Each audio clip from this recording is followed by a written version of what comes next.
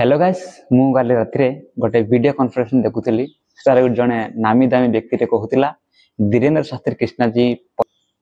अटकेवा direct जाकि राष्ट्रपति को चिट्ठी देकी अटकेवा अनुरोध करिसंती किंतु एही पदयात्रा कौन धर्म कि कौन मजहब या कौन पंथ विरुद्ध रे ए पदयात्रा बाहर जाऊना किंतु ए पदयात्रा केवल मात्र भारतर समृद्धि भारतर सनातन संस्कृतिर पुनःस्थापना करने आउ भारत को सुदृढ़ करने भारत को आगे नापी मन विचार पदयात्राटे यही श्री भागेश्वर दामकर श्री 7 नवेम्बर रु 16 नवेम्बर पर्यंत आरंभ होगा जाऊँगी से पदयात्रा को केतेक लोकों को पचपटू निया जली जाऊँगी। हाँ जो मैंने अटके चेष्टा कर